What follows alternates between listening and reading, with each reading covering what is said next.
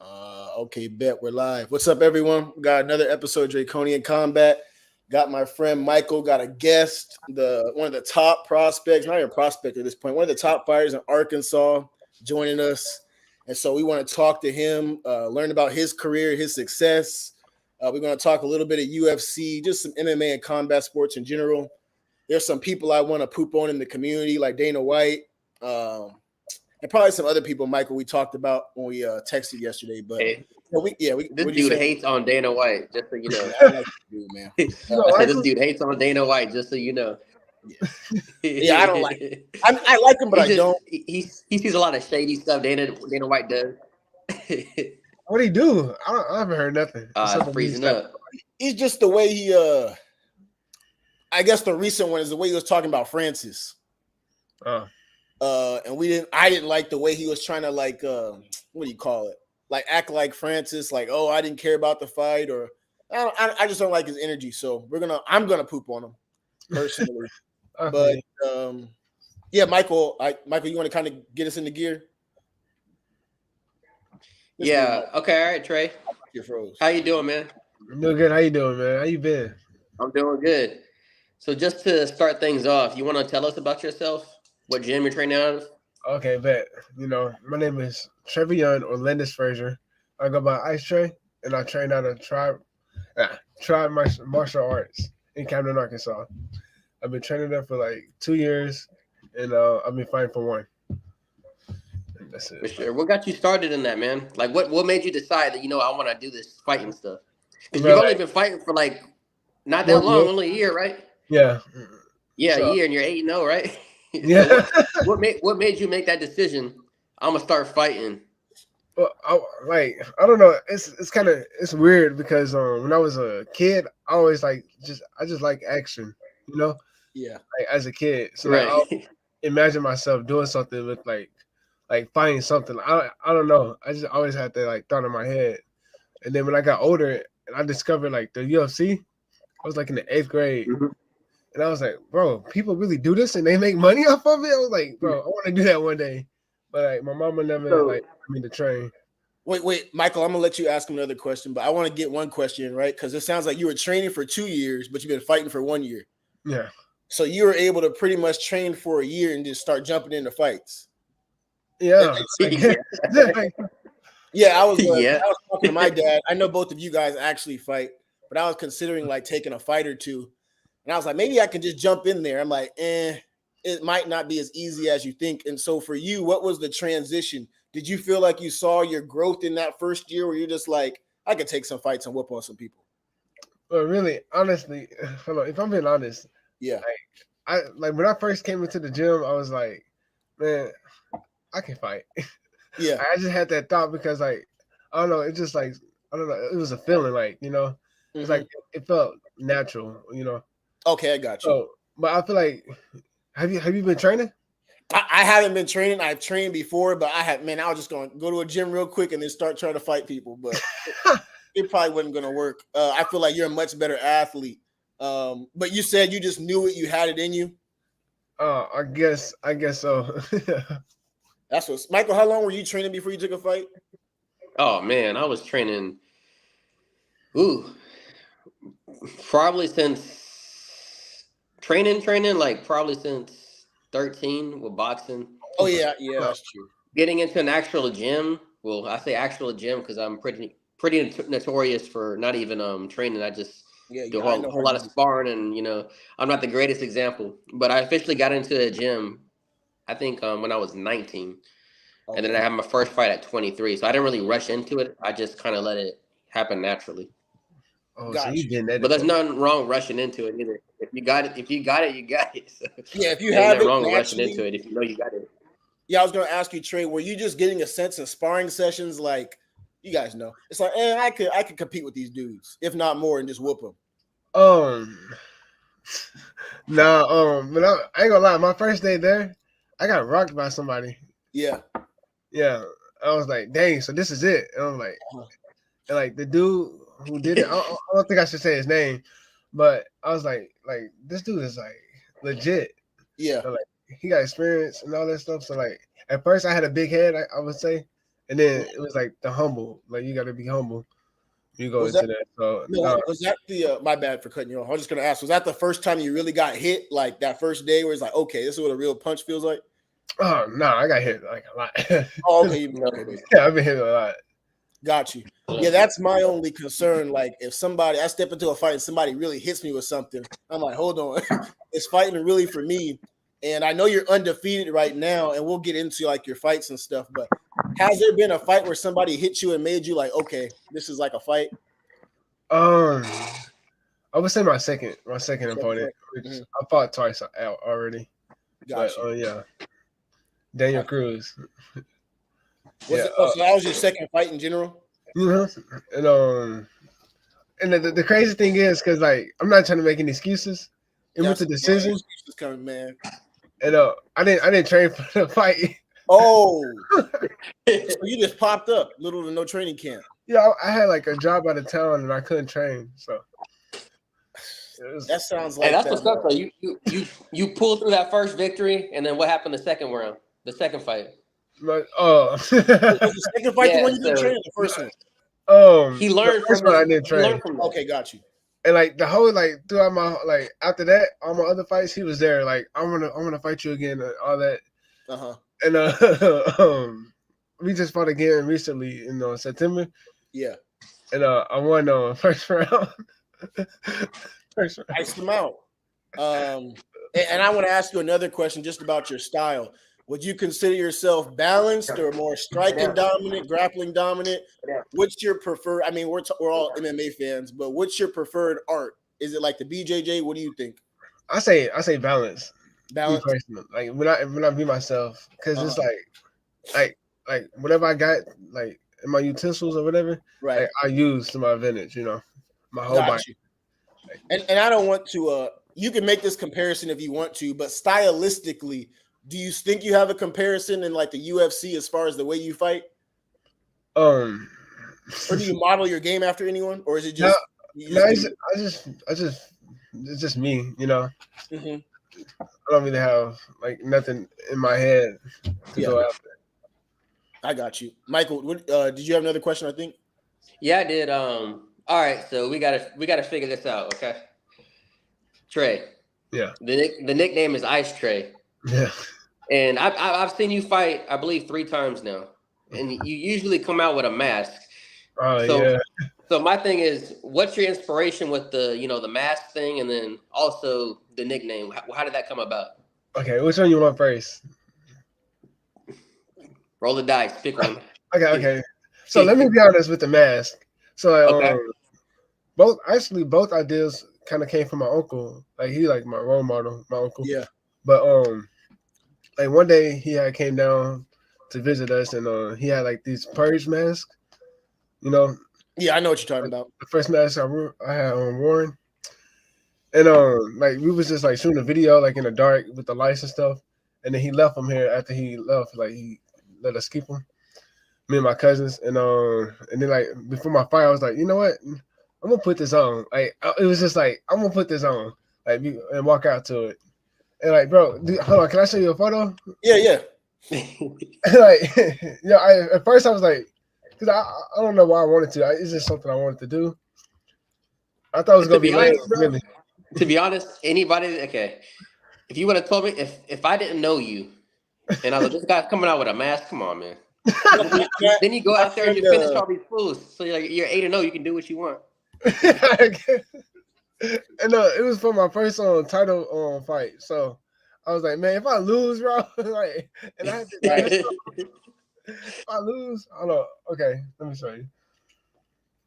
Dang, what's that? But no, like, I don't know if you can see it. Oh yeah, I see it. Yep. I thought it was like the hardest thing ever, bro. After I seen that photo, I don't know why, but like, no, I think that you wearing the mask, I think it adds more persona to you, right? Yeah. Izzy has like sometimes he'll break out, his dance moves and salsa stuff. But for the most part, like I feel like there are UFC fighters with persona, but they don't have it in their intros or the entrances. Dudes don't really have like an edge, right? And so do you feel like, maybe I'm being kind of joking, but when you put the mask on, do you take on like your killer mindset? Like, all right, it's me or him. Yeah, it's like, it's like at that point, it's like you done did something to get the people looking at you, right? And now that they looking, you got to put on the show. Mm-hmm. Like you gotta win now, because it's like, hey, look what you just did. If you lose, everybody gonna look back and be like, bro, he walked out with a mask and then he lost. Like, come on now. Yeah, that's a bad look.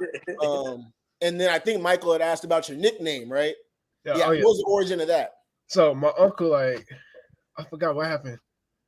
No, my uncle. Okay, so he called me and like he's in my corner a lot. Like everything, I owe to him really, and God. But so like we was just talking about like how I want to be a fighter, and he was like, "You got any names like you want to call yourself?" And then like I don't know, I was thinking about like on like the Final Flame, you know. Got you. I don't even know why. Oh, it's because my old coach. But then he suggested, it was like, man, you too cold for that. And then he was like, how about Ice Tray? Yeah. And then I was like, Ice Tray. At first I was like, and then I just kept repeating Ice Tray in my head. You have to play on word because your name. Yeah. Like, okay, that'll work out. Yeah, it did. And then he came up with another one, like the Frozen one. And like that one I like the most, like the Frozen one. That one might be colder, no pun intended. Yeah, like Sub-Zero, I think, of Mortal Kombat.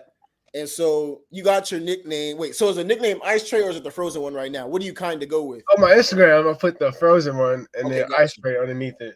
Okay, bet. So bet. I Ice Tray, I guess. It is. I like the Frozen one. Michael, what were you about to say? I wasn't about to say nothing. I was listening to him talk. Oh, okay. Well, yeah, I got another question.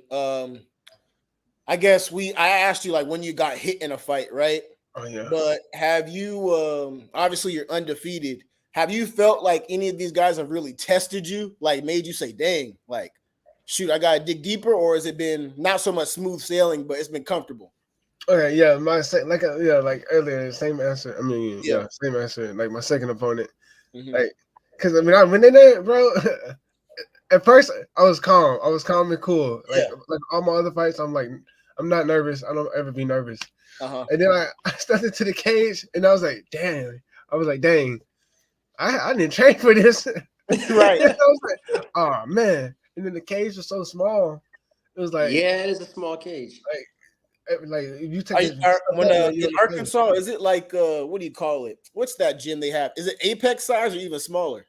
Or like maybe around Apex size? It's a hexagon. It's six sides. So like, got you. Like, it's way small, Harrison. Oh, so it's because you know I'm used to fighting in a 25-foot ring. Okay. Like Apex size, like UFC Fight Night size. Apex is about 25. Okay. The ring they're fighting in forces people to interact. Yeah. Yeah. Mm-hmm. Is that like an Arkansas thing? I think it's the promotion. Yeah, the promotion. Gotcha. I mean, I fought for another promotion, like besides that one, and like they had an actual octagon, and it was big, bro. Like I don't know. I like that one better than the smaller one. Yeah, me too. Me too, man. Because I feel like when I fought because I fought on the same promotion, and I like the promotion. It's a good promotion. Yeah, sure. But like I fought out of character in that fight because the ring was so damn small. You talking about your last fight, Michael? Yeah, my last fight. Like I fought out of character. Like I don't usually fight like that. If you watch my last fights, I'm in a way bigger ring and I'm moving around a lot. I'm using my movement. And this last fight, I felt like I was so enclosed in there where I felt like I needed to, be very intense. Engage a lot, being more intense. So I don't get caught with nothing stupid. Because it's like there's nowhere you to go. Like you trying to move out and like get out the way, and then it's like you just there. So, I felt the same way. Like through my first few fights, I was like, man, I feel like I could do more, but I have nothing to do. Like I don't have space. I'm on a cage.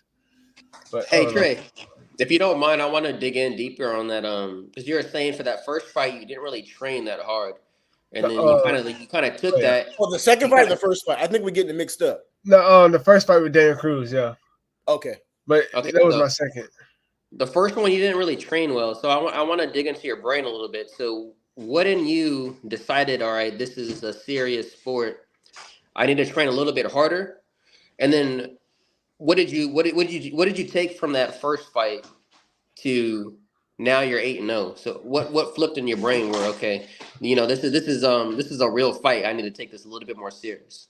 So it was like, okay, beforehand. See, I don't know. I wanted to like have like something in my head. Like, if I don't train, then I'm still good. Like, you know what I mean? Like, ain't nothing wrong with that. Like, if I want to be the best, if I want to call myself the GOAT, like under John Jones any circumstances. Yeah. I was just on my bad. I was gonna let you cook, but John Jones, he would do coke lines and stuff. And then we are not. I'm not trying to incriminate the dude. No, never. We're not putting that on. We're just saying that John Jones used to party before his fight. He could get away with it. Go defend his titles. That's what we're. I ain't put that on you. That's different, though. I don't know. That's different. Yeah. I was just saying, like my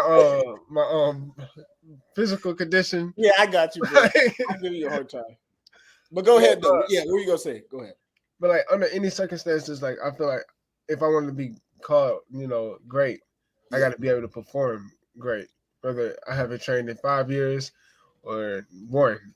But what happened was like in the middle of the fight, well, not in the middle. When I came out and we touched gloves, and then I looked around, it was like the ring was small, and I was like, man, I'm here, and they were like, I gotta lock in because my family's here watching me, and like this is something I always wanted to do. Like I have a passion for it. So if I'm just like lollygagging around, like I'm not gonna get nowhere, Because people say I'm talented, but I don't feel that way. But talent can only take you so far.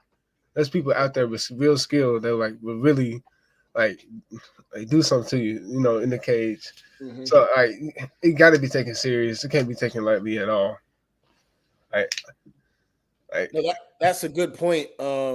And I guess, would you say it was that second fight where you start to take it serious, or at what fight where you're like, this is a real thing? Really, like the whole time, it's something like it was just that one part before that second fight that I wasn't training because I had to work out of town. Gotcha. But even I played football in high school. Okay. So like even with that, it was like the mindset went over there, like went over came here. Got you. Understood. So like the whole time it was like I gotta put in work. I gotta work hard, and like I gotta actually, try and not just sit around and do nothing, and just go out there. But yeah, no, like before I started fighting, I was taking it serious. Yeah. I know we talked about earlier. You consider yourself like a balanced fighter, but what would you say is your strength? Like offensive grappling, defensive grappling, your hands, your kickboxing. I know Michael mentioned that you do some kickboxing, or do you just say, I got it all? It is what it is. I got it all. You got it all. It is what it is. I got it all. No, I'm just like, I really don't know. That's the real answer. I don't know. I don't know. Which one do you like the most, I guess? Which part of the game? Bro, I honestly, I love it all. You love it all? Like, for real, like striking, kicking, offense, defense. You know what? I'll probably counter. I'll probably be a counter, like, you know what I mean? Yeah. Probably. But, yeah, like everything, I don't know. I got it all. Just say that. I got it all. It's all good. What I guess this other question, though, is, and Mike, I'll let you ask some more. What took longer for you to pick up? I know you had the natural ability going in, but was it the hands or did the grappling take a little bit longer to learn? What was like the learning curve for you? Learning curve. I would say like head movement. I'll say head movement. Because like you get into fights at school and stuff, it's a lot different than technical like work. Oh, right. It's a lot different. Like people throwing like this, you can just like you get in there with somebody that know what they're doing and know how to strike. You can't just like duck your head. Right. Like no, you gotta actually like know how to timing, use your footwork, move your head off the line, like So I feel like that. Like right now, I'm still working on that. Actually, that's something I'm still working on. So Yeah, that. I was gonna ask Michael. I keep asking questions. My bad. No, you're good. How long do you do? What's the? How many weeks do your training camps go for? Do you do like a 4-week, a 6-week? What do you do, or what's optimal for you? Do you think? To be honest, like I can't even really tell you how long my training camps be because like I don't stop training. Got you. You're always ready. I'm like training. Every time I train, it's like I'm playing. Mm-hmm. So like, in my head, my mindset is 0-0. By the way, that's my mindset 0-0, not 8 and 0. But yeah, like even like when there's no fight coming up, it's like I'm training like hard, like I'm gonna fight tomorrow. Got you. And I mean, I don't know this because you guys are fighters, but do you feel like you can, even though you train frequently, right? Do you feel like you can still build up to your, what they call a peak for a fight, or is it just I'm ready? It's like I'm ready. Yeah, for sure. No, there are definitely guys like that. I think a good example, Bobby Green, that dude, or Kevin Holland. I feel like GSP. Harrison don't like him, but GSP. I like GSP. What are you talking about, dude? Oh, yeah, man, you like to throw steroids. No, I like GSP. I was mad because he was ducking Silva in his prime, but I like GSP, man. And we're gonna get to some UFC talk, but our focus right now, I want to talk to our guests, but we're gonna talk about that. But so you're saying you're always ready to get down? Yeah, for sure. Yeah. Got you, Michael. What were you gonna say? I'll let you go. All right. So I have one last question, and we can move on. But I gotta say something first. So you're the #1 AMI welterweight in Arkansas, right? Yep. Yeah. You're number 7 in the Southeast out of 740 fighters. That's pretty damn good, bro. That's very good, man. Oh, appreciate it. Thank you. I gotta mention that so people know. All right. So my last question is, here on Draconian Combat, we like to ask. We don't do top 5s. We do Mount Rushmores of MMA. Okay. So if you could pick 4 fighters, who are the fighters you're putting on that Mount Rushmore? For sure, John Jones. Yep. Okay. Okay, I'm probably like biased or whatever, but Israel Adesanya. Okay. You got Adesanya on Mount Rushmore? Hey, you can't judge him. All right. Oh, you don't like Izzy? No, I like Izzy, but the top 4. I know. But Harrison, I don't want to interfere with your pick, so you got to realize he's a little younger than us too, so his inspirations are going to be different. Yeah, too. I guess. Okay, understood. I turned on Izzy after his last fight, man. I turned on him. Yeah, I ain't gonna lie. That was kind of rough. That was rough. But Anderson Silva. Okay. I say GSP. And GSP. All right, that's a solid one right there. Yeah, ours aren't too much different. I have, just to share, I got Jones, Silva. I think I forgot my list, low key. Jones, Silva. I forgot my own list. But I had Jones and Silva on there. GSP, I'm not mad. I think he's still better than Usman, like status wise. Do you guys think? I don't know. Yeah. And I want to talk, man. Shoot, I just want to talk about some fights. We have to talk about Usman versus Chimaev. Michael, I know we didn't talk about that, did we? But we're gonna get into it. But my Rushmore is Silva and Jones. What about you, Mike? I forgot yours. Say it again. You're lagging a little bit. My bad. Your Mount Rushmore. Yours, because I have Silva and Jones, and I forgot who else I have. All right, so I had Anderson Silva. I know I had John Jones first. Yeah. Anderson Silva. Yep. Fedor, Emelianenko. I think I maybe have Fedor. And then I have Mighty Mouse. Oh, Mighty Mouse. Mighty Mouse. Dang. Yeah, that's about right. Yeah, I have Mighty Mouse. I'd probably throw Khabib on there, but if there was a 5-spot, Khabib would probably be there, or Habib. I like to call him that. Yeah, Habibi. Right now, it look like Alex gonna be on mine. Like he'll be Alex Pereira. He probably gonna be replacing somebody. Hey, he might throw. Shoot. Hey, you know what they keep saying? What? He's an amateur, basically. Huh? He's an amateur in MMA, and he has 2 titles already. Or he had a title, then moved up and got another title. That is crazy, though. No, go ahead. He has Mike, probably the same amount of fights as Trey, like, to be honest, like, in the pros. like real talk. Dude, I was thinking about that the other day, too, but, like, hey, man, he the GOAT. No, I was I was on Twitter and somebody was like, Alex Pereira got to be in your top pound for pound. And I thought about it for a second. I was like, you know what? He's probably in the top 5 at this point, especially with that dub over Yuri, which I want to talk to you about. But shoot, let's go ahead, Michael. No, I'm just saying because he's the most petty dude on planet Earth. Like, who, Alex Pereira? Yeah, you think he's gonna call out somebody else? He's talking about Izzy. He's like, Izzy, move up so I can whoop your ass again. Like, man, Pereira's he can't speak English, but I realize he's kind of funny. You know what I mean? Like, he's a troll. Like, I can see the troll in him because Izzy's like the master troll, right? But Pereira can kind of out troll him. And shoot, I want to use that to segue into last week's event. We all saw the main event, I thought. Yuri versus Pereira. Me and Michael talked about it beforehand. I was 50-50. I didn't know who was going to win. Obviously, Pereira got the knockout. So, Trey, I want to ask you first. What were your thoughts on the fight? And then what were your expectations going into the fight about who was going to win? My thoughts on the fight, I feel like, I ain't gonna lie, I was full because, like, Yuri was putting them paws on. He was putting them hands on Alex. Yeah. Really. Also, I was kind of scared that Alex was gonna take that L. But he stood in there and did his thing. But like my expectations going towards the fight, I was really confident that Alex was gonna win for real. Cause like I don't know, it's just something like if you look at this dude, bro, like you can just see like there's something different about him. Like you can just look at him and be like, bro, that dude is a beast. And he just got that mark. I don't know. And we're gonna stick on this fight, and then we're gonna talk about what Jamal Hill said because he said some. Michael, I think we're gonna talk about Jamal Hill, but to your point, haters. Yeah, we're gonna talk about that. But to Trey's point, his physical attributes, dude, he just has something about him. I think the way he carries himself, and then his physicality, his length, pause. I ain't mean to put it like that, man. But his side, right.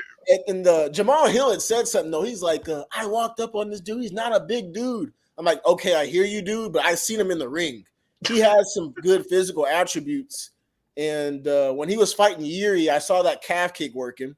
Yeah, dude. Yeah, so I'll ask both of you guys' opinion.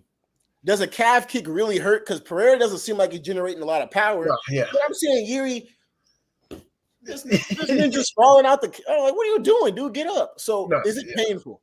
Yeah. It is. Yeah. You can throw it at 50%. It's gonna get your attention. Bro, like you ain't even gotta throw it hard. Like you connect and like bro, it hurts. Yeah. And if you connect hard, you're gonna be limping. It's gonna be a hard fight because all you're gonna be worried about is that next calf kick. And I want to ask you both. I'm assuming you guys have both thrown calf kicks or just kicks, but how do you guard yourself against the Anderson Silva Weidman situation where he broke his foot or broke his shins? Right? Like, is there a way of protecting yourself in technique wise? If there is, I don't know because like if there is, I don't know. Michael, would you know? There's no way at all to protect yourself from that because what happened with that kick was Weidman happened to check that kick very perfect. Right. And because he checked that kick perfect, it was shin on shin, and Silva took the majority of the damage because of it. So there's really no way to honestly, if you don't want to get caught up in that ever, you got to make sure you're faster throwing your kick to the guy that's checking the kick. Understood. What were you about to say? I'm gonna say I just like imagine it. So like as you throw the kick and like if you are able to I guess to analyze them before you throw that exact kick. Yeah. If you wrap it around like the leg, like the calf, like just aim for the calf exactly and scoop that leg, then maybe I don't know.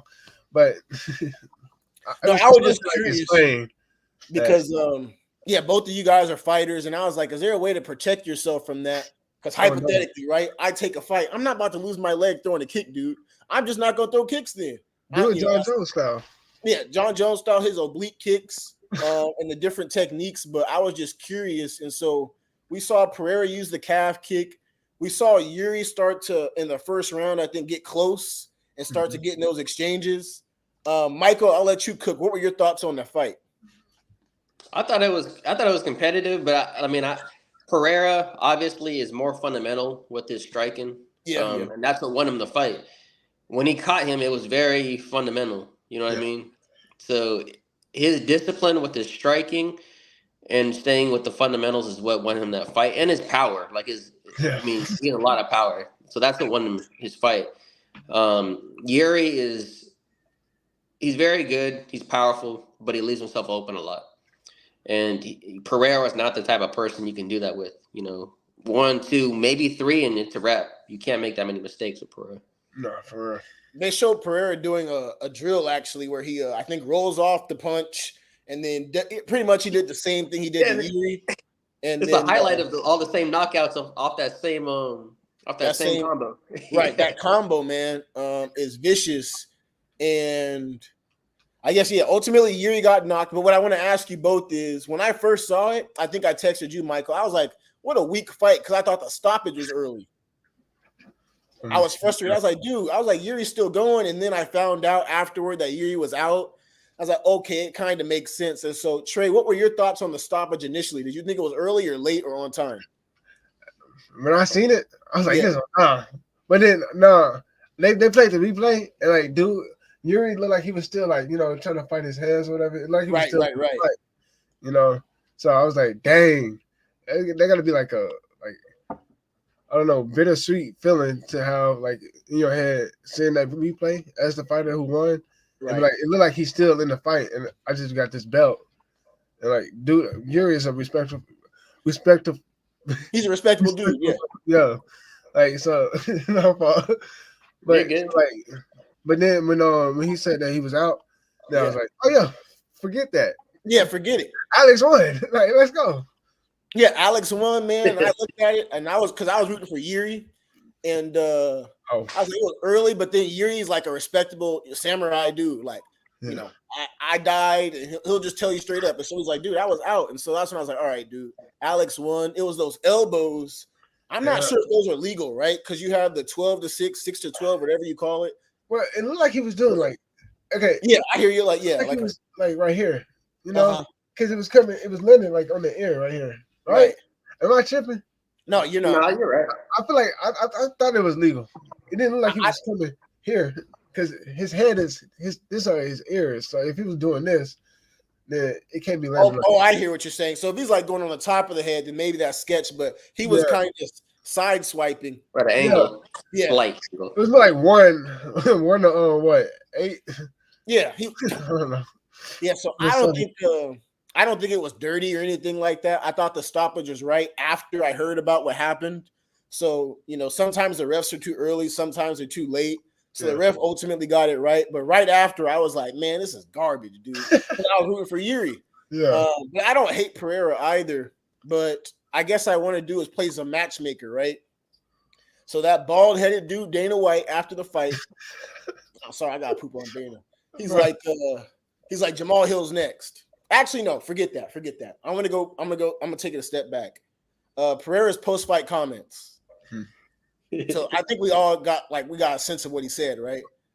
And so, Michael, I'll ask you, what did you think about the comments, and then I'll kick it off to you, Trey. Okay. The comments about Izzy? Yeah, about Izzy and being in a bar and saying that's my son and stuff like that. I think him and Izzy have a rivalry that's going to be going kind of similar to I don't know about life, because I'm gonna bring this up because I just saw recently online Silva. Yeah, I saw that. And Son. And so I wouldn't say lifetime. Now DC and Jones are starting to come around and be nice to each other. So I wouldn't say a lifetime. But when you compare those rivalries, they're so deep in the moment. And I feel like that's what we're experiencing right now is similar to those two. Maybe in the future they'll work it out, but as in the moment, it's not going to happen. They're just going to be petty towards each other. Trey, I'm going to let you cook, but I was just going to say, I don't think it's genuine animosity, though. I think they have respect for each other, right? But it's like competition. They have respect, I believe. Yeah, there's that competition. Maybe not as a person, though. As a person, there's still some like, you ain't going to big bro me, I ain't going to big bro you type of stuff. Right. But I think there's a sense of like they respect each other competitively. So they're not going to violate each other, but they're still going to talk trash because they're rivals. But Trey, what were your thoughts on their beef, the comments? What are your thoughts? I think Alex Sparrow, dude is funny. He's funny, man. But the whole relationship, even from the Alex first joined the UFC. I was like, bro, this dude is chasing Izzy down. Like he hunting him right now. But like after everything like settled down, I think I seen a video of them too, like talking or whatever. Yeah. Or I guess talking. Dude don't even speak English, but right. What we say? I hear you though. But it looked like to me, like from like how I'm viewing it, it's like what you said, like they respect each other, you know. Right. And they got like an understanding that like this is like what this is, you know. So like I feel like Easy probably want to like drop it right now, but Alex he's just gonna keep egging it on because I don't know. I think that's like Alex has that troll in him where he keeps and almost a Batman and Robin feud. I mean, not a Batman and Joker. Joker. Batman and Joker, or some Naruto or Sasuke. They're down fighting. Some anime type stuff. That's what it's like. And I want to bring up another thing. I want you guys' commentary, right? So Daniel Cormier, Mr. Master Psychologist, he's like, Alex Pereira gave his power over to Izzy by calling him out. I said, I don't know if it was like, I don't really see it that way. I know what Cormier is trying to say. Like, if you're acknowledging this dude, you're giving him more clout. But at the same time, I don't think Pereira is that type of clout chasing dude. He's more of like a troll. So he's just having fun. It's not like it's coming from a place of like desperation, like I need Izzy's name, if that makes sense. Yeah. And so what are you guys' thoughts on Cormier saying you're giving Izzy power by acknowledging him? I'm like, dude, it's a rivalry. I think Alex knows what he's doing, like, because you know, it's just like something like with me being a person who watches it at home. I'm like, oh snap! I want to see where this goes next. It's like he know how to like I don't know keep us drawn in. He's like he's good at marketing, dude. Like he's like hooking us in. He's not just saying, "Oh, it's over. We're best friends." Like I'm not mad at it. Yeah, but I don't know. Cormier maybe he's doing some armchair psychology. I think that's what they call it. I'm not trying to dismiss Cormier. We know he's a real fighter, but Michael, what are your thoughts on him saying he was giving Izzy power? Like it's some 48 Laws of Power book or something like that. That's what he was acting like, dude. I think in a way he's correct, but I don't think he's correct in the way where he thinks he's correct. So what do you mean? Okay, go ahead. So I think no matter what, even if Pereira didn't mention Izzy's name is so big when he decides to come back and fight, it's gonna be big. It's gonna be sold, you know what I mean? Yeah. All Alex Pereira did was make that pay-per-view go up a little bit more now. Yeah.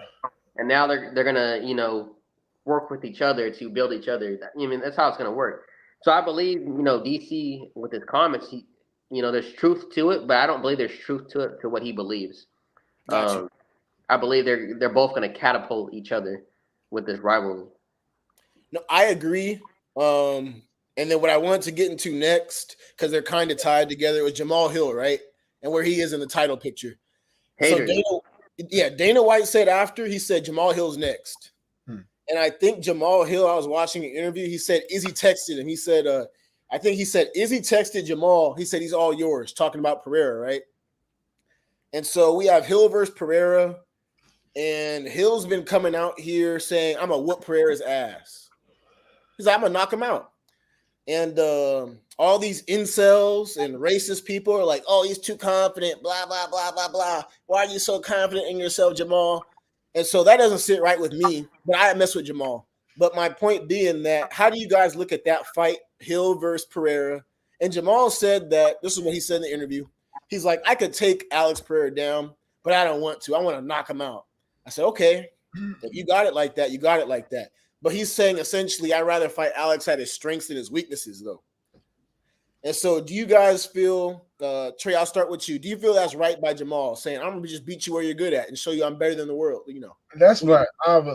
Me personally, that's how I would like to fight. Like, if I know this dude is good at something, like, I want to beat you at your own game so I can dominate you and show, like, I'm like that. But, I don't know about I feel like Alex just got that power that, like, if he connect, it's like, bro, you don't want to go in there, I'm not sure he really want to test that power. Yeah. And I mess with Jamal, but it's like, dude, you could be one hit and you're done, dude.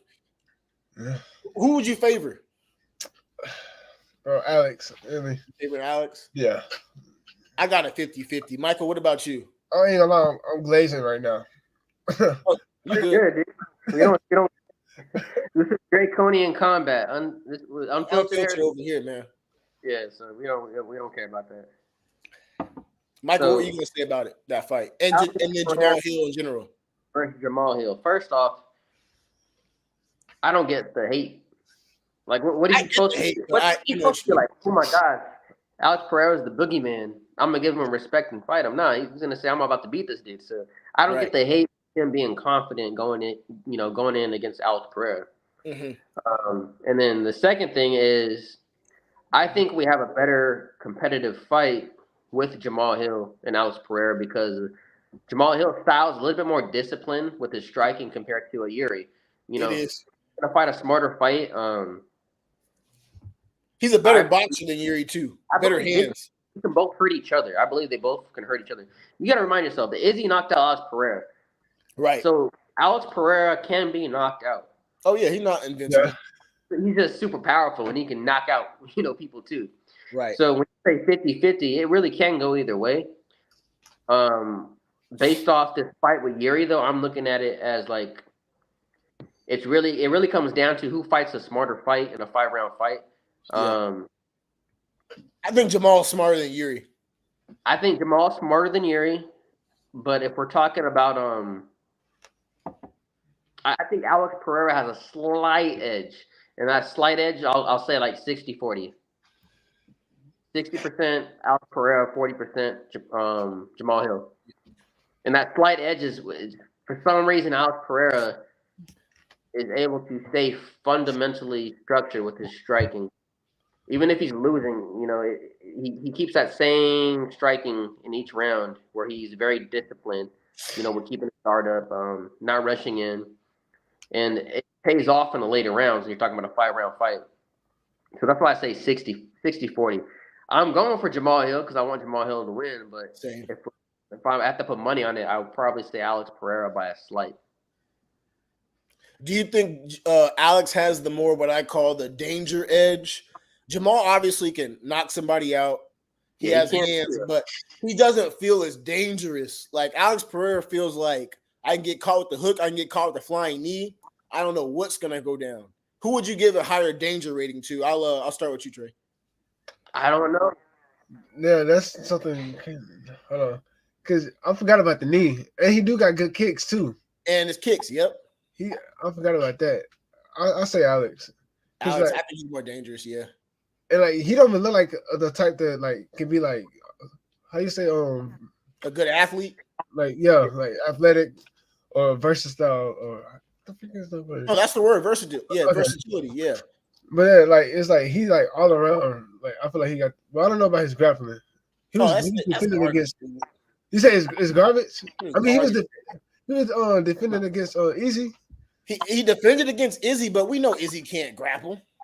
I thought he was like a black belt. What about Jan though? Izzy's a white belt, dude. That dude's a white belt. Jan? Not Jan. I know Jan tried to grapple him though. He stuffed a few takedowns because Jan got frustrated with Pereira. Yeah. Take it to the ground and it didn't work out. But I think half of that was, with Jan already being exhausted. But you're talking about 5-round fight, so at the end of the day, whose fault is that if you're not in shape? I don't think Pereira's grappling is solid. I know he trains with Glover. Glover was a pretty, I think, solid offensive wrestler, but not so much like some defensive wizard like Charles Oliveira, nothing like that. But right now, Pereira doesn't really have to worry about some super grappling threat. If you're fighting Jamal Hill said he wants to stand with you. So that's a kickboxing fight. If you beat Jamal Hill, who in you guys' opinion would you say is next in the picture? John Jones. I wish that dude didn't come back to 205. Oh, speaking of which, we're going to touch on the heavyweight situation because Timothy Aspinall was talking some cash shit today about John Jones. It doesn't sit right with me, so we're going to address him. I'm going to diss him. So I'm going to diss Tom Aspinall today, but who else is after that? Ankalaev? What did he say? Because from his fight with I can't even say his name. How do you say it? Sergey. I call him Aunt Goliath. How you say it? Aunt Goliath, yeah. Sergey Pavlovich. Yeah. So I mean, he seemed very respectful after that fight to Jones. So what did he say today? He was respectful. He was even being respectful today, but I'm just being a hater. So you just I'm just being me. But he said something like Jones needs to be stripped. He said no one wants to see Stipe versus Jones. He said, "Let me fight Stipe." Well, actually, I can't even hate on Aspinall. He didn't say anything crazy, but how I'm really thinking about it, Aspinall didn't say anything crazy. But what did you say, Michael? Did he say what you just said? He said what I just said, though. He said Jones needs to be stripped. He said, "Let me fight Stipe." He said, "When Jones gets back, let me fight Jones." 18 months ago, he was saying he wasn't ready to fight Jones. He needs a little more experience. Tom Aspinall. When did he say that? About 18 months ago, he's like, "I'm not ready to fight Jones. I need more." 18 months ago. You said 18 months ago? Yeah, 18 months ago. Now the ball's dropped. Now he's talking about the GOAT. So. He's talking cash stuff. He's supposed to be confident. Wait, Hey, Trey, did you see the co-game? Did you see that knockout of Aspinall? No, I did not see. Did you see like a highlight of it? No, I haven't. Oh shoot. Okay. Well, it's all good because I can look it up real quick. Yeah. Go ahead, look it up. Michael, did you see that co-main though? Yeah, I saw it. Can you give a breakdown of what you saw? It was a quick fight. First round, it was done for, right? I'm gonna give him credit because he actually has really good movement for a heavyweight. Like, Cook, give me like 30 seconds. I'll be back. But Cook. Yeah. So when you look at this fight, Tom Aspinall, it almost his movement at heavyweight almost resembled on Robert Whittaker, but like just straight boxing. Like that sounds crazy, but for a heavyweight to move like he does, it's pretty good. Almost like a Game. Game's moving like a Jones. It's really strange at heavyweight for fighters to be that heavy and be very light on their feet. So that's what I got off of that fight. So hold on, I'm about to say it. UFC. Which looking up the highlight? Yeah. Okay. Watch the whole fight or any of it. I ain't gonna lie.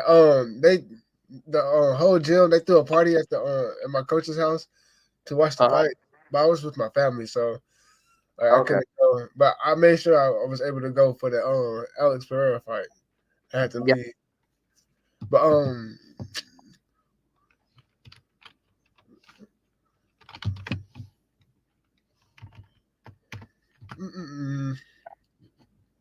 this was all been right.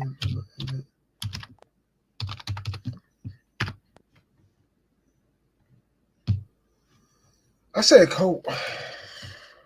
You said what? I was looking up the co-main, but I put co-worker. You're funny ass dude. Yeah, I'm gonna let you find it if you see the knockout. Already know Aspinall won, but how does he fare against Jones? Huh? Oh, my fault. No, you good. I gotta mute it. What you say? I was gonna say, in your opinion, and then I'll kick it off to you, Michael. How does Aspinall fare against Jones? Bro, John Jones, I don't ever see him losing against anyone. Nah. I don't know. Maybe I'm just like glazing, but I don't see him losing. If he do, bro, if I ever see him lose, bro, I don't know what I do. I don't know. I might kill myself. I really might. Just like, man, because he doesn't have that mentality. No, yeah, for real. He doesn't have it in him. He's just a winner. So it's like I know we saw him on the brink of defeat against Reyes, but even then, that's like it wasn't like Reyes dominated. And so Aspinall, I can't see it, but anybody can lose, man. Yeah. Go ahead. I was just gonna say because like if I see him lose, it's just like I want to see somebody who have that career where like they dominate the game completely, like the way he do it. And what you're saying right now is common in boxing, but is unheard of in MMA. And Jones on the brink of doing that right now. Yeah. We need like our Floyd. Yeah. Because we know as good as Anderson was, he started racking up losses, but he didn't leave undefeated. Jones can leave undefeated, go to the mountaintop. No one can ever touch you as far as like your Mount Rushmore. But we know, well, he whooped Cyril Gain. I don't know what Cyril Gain was doing, dude. And we're gonna talk about that too. I just forgot. Cyril Gain, Tom Aspinall, right? So I think I'll just give you guys the backdrop. Cyril Gain was saying, "I'm not fighting Tom. He's like behind me." But then obviously Tom got, he leapfrogged him, got a title, interim title, and then he said, "I won't take a fight with Cyril Gain because he rejected mine." I said, I don't know about that. And so, what do you guys think about Tom Aspinall's attitude towards Cyril, saying, "I'm not giving you a shot"? Do you think he can even call shots like that? It's like, dude, you just got here. I don't know. Yeah, I don't think that's how it should work. I don't think it is. What do you think, Mike? I think fuck him. You cancel here? All of a sudden, he has the intern belt. Now you want to talk your shit. So fuck him. If it's meant to happen, it's gonna happen, and they're in that top 5 area where it's gonna happen no matter what. So make them wait, make them beg. Okay. I don't know, man. I feel like Tom should. I guess Stipe is the next logical fight for him. And so, what do you guys think Dana's going to do? Is he going to do Stipe, or is he going to do who's next for Tom? Jones is he's out for probably another year though. Wait, hold on. Okay. So what's up with him? Jones? Yeah. I forget the injury, a shoulder injury maybe, but it looked like he's out for a year, maybe 8 months. And so Stipe obviously said, "I'm gonna sit back too," but I'm not. I think Stipe would take a fight though because he's not hurt. Oh, he could make me mad. Right. And so, let's do another fight. Who do you guys have between Aspinall and Stipe? Stipe is kind of old to me now, dude. I'll take Aspinall. Probably Aspinall. Yeah. I thought John Jones was tripping. Really? Yeah. Could do old, and he like a fireman. Literally. You said what? He like old and like I don't feel like he washed. You know? You do or you don't? I feel like Stipe is washed. I agree. He's washed up. Like I was like, is he scared right now? Like of the other heavyweights? I ain't gonna lie to you. Michael and I maybe had this debate, but you probably remember the Francis John Jones like saga, right? Yeah. When John was taking like 10 years to move up in weight. I was like, this dude ain't trying to fight Francis, man. That's just my opinion.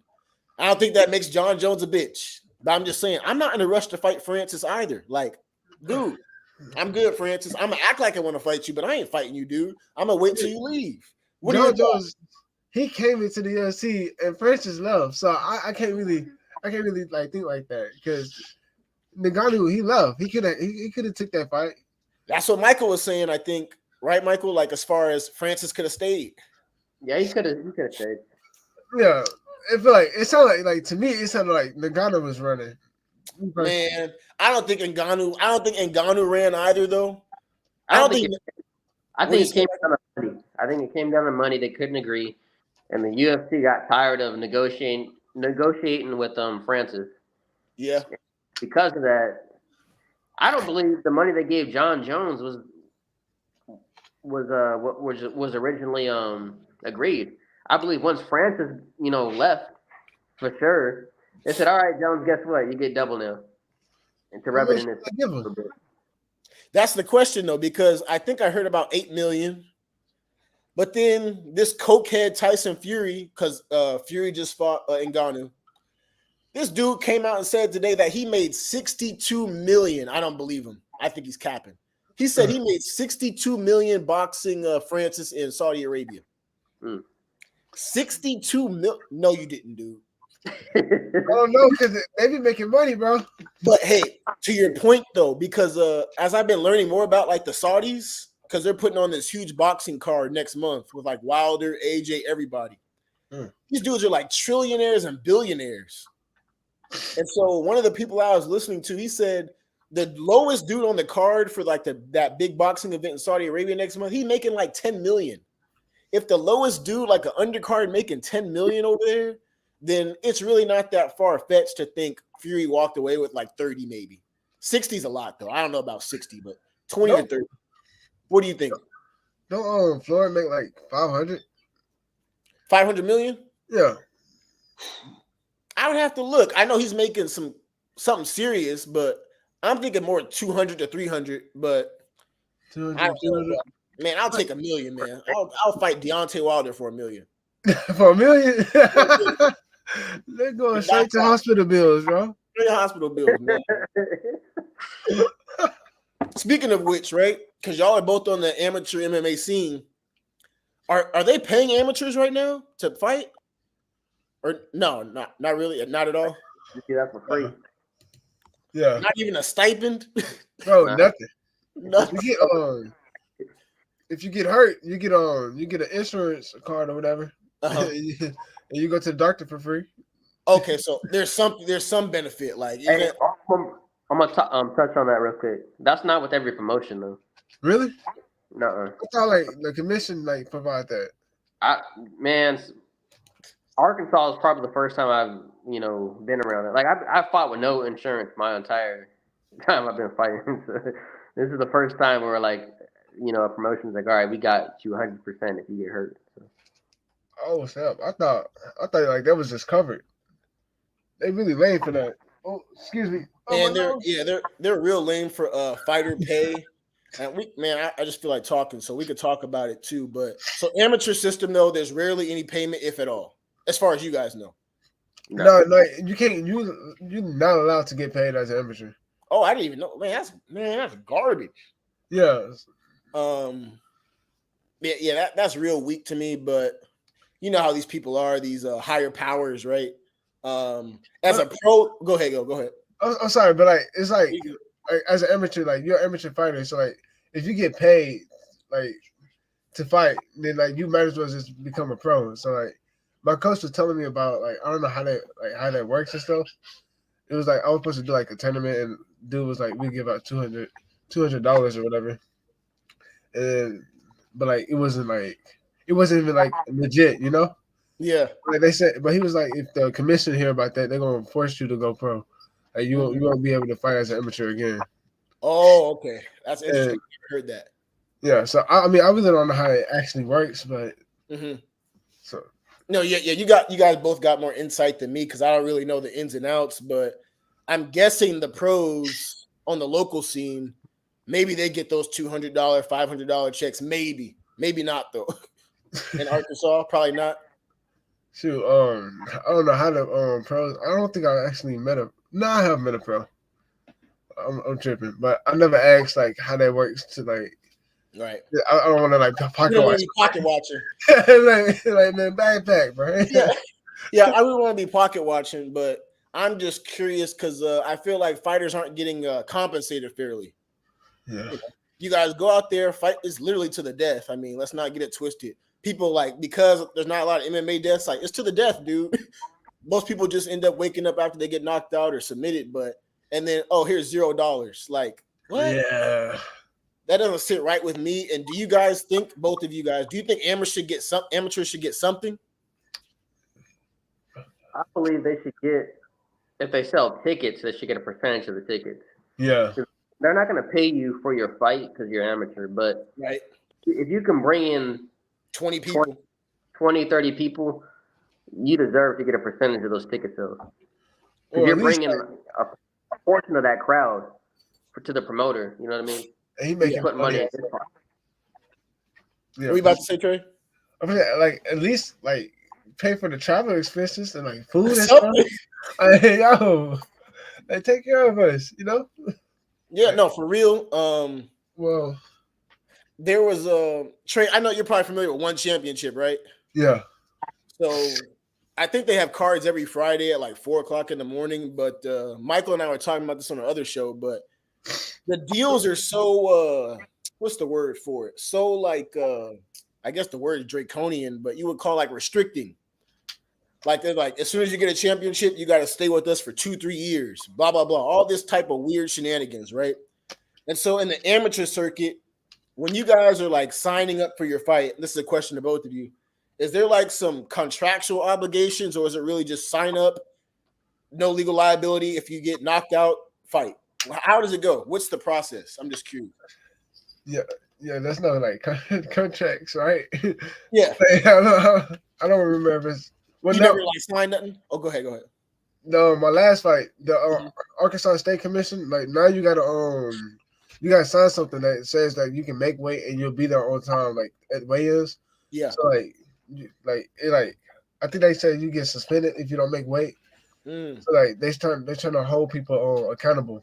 Yeah. Instead of just showing up and like having to pull out because they didn't do what they were supposed to do. Now you get like a penalty, even though you can't like get money deducted because you don't get paid. Right. But yeah, so like right now they just added that. Gotcha. Michael, what's been your experience about concerning those things? I mean, what he brought up makes perfect sense because, especially in the amateur scene, dude. Because in pros, at least, like if you miss weight, they're gonna take a portion of your money. Mm-hmm. But you know what happens to a lot of amateurs is they say, "Fuck it, I'm gonna show 8 pounds overweight." Yeah. And guess what? He's gonna accept the fight no matter what. So fuck it, I'm not gonna cut weight. I'm gonna eat good, stay hydrated, and guess what? He's not gonna be a little bitch. He's gonna accept this fight no matter what. So and that comes from there not being any discipline with fighters and amateurs missing weight. So with what he just says, it makes perfect sense. Because there's a lot of amateurs that miss weight, and I'm not talking about 1 or 2 pounds. I'm talking about 5 to 8 pounds. They come in over, and they know that they're gonna fight no matter what because the person they're fighting is game to fight them the next day. Yeah. Do you guys think? I ain't speaking on y'all behalf, but you guys think that's even part of like the strategy for different coaching camps? Like, hey, you know what? We're probably not gonna make weight. Just show up overweight and let's fight. You said yeah.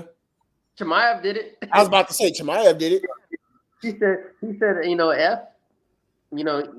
made so much money. Probably he's like, I'll sacrifice a little bit of money. and they knew Kevin Holland was gonna fight. Kevin Holland's not no bitch. Kevin Holland gonna fight anybody. So Chimaev kind of pointed at that though. In one of his interviews before the Usman fight, he had said something like, "I can't really speak on it." I think that was one of them. This is one of my Illuminati UFC conspiracy theories. They planted Chimaev versus Holland. They already knew what was going to happen. They just, mixed it up at the end to trick us fans, man. Because there was no way Chimaev should have been there with Diaz. You know how hurt Diaz would have got? Yeah. He may not even got hurt. He probably just would have got choked out. But it would have been ugly for Diaz. But, we saw Chimaev's last fight. Speaking of which, he didn't win that fight. That's a whole nother story, though. That was a draw. Yeah, I can see that. I think it was a draw. If you look at the whole fight, it was a draw to me. If that was a 5-round fight, he definitely wouldn't have won. Because he was gassed after the second round. Gassed. Oh yeah. He said he broke his hand though because he punched Usman's big ass head. I thought he was finished Usman at the first. I broke his hand. Wait, let's talk about it. I think we all saw it. Trey, did you see the Chimaev Usman fight? Yeah. What were your thoughts on it? Bro, I feel like that was a trash fight. It wasn't good. No, it was mad at me. It was mad. I ain't gonna say that. It was mad. I feel like Usman. I don't know. I don't know. I feel like something going on with him because like what I imagined Usman to be, it didn't like he wasn't living up to it. But maybe I put too much hype, I think I put too much hype into Chimaev because I thought Usman was about to get run over. Because I feel like Usman's slowing down. Yeah. So I was like, Chimaev just about to tap this dude out. And he almost low-key did in the first round, but Usman's submission defense was just Teflon. And so the second round, though, Chimaev was like, are you going to take Usman down? And they kept staying on the feet. And Usman wasn't, like, overwhelming, though. That's why it's hard for me to say he won. I just felt like he was just a little bit better in those exchanges. But I think what I do want to say is me and Michael, I don't know about you, but we've been high on Chimaev. Really? He's like, I think he's a top 3 prospect. But then at the same time, I saw you struggle against Gilbert freaking Burns, dude.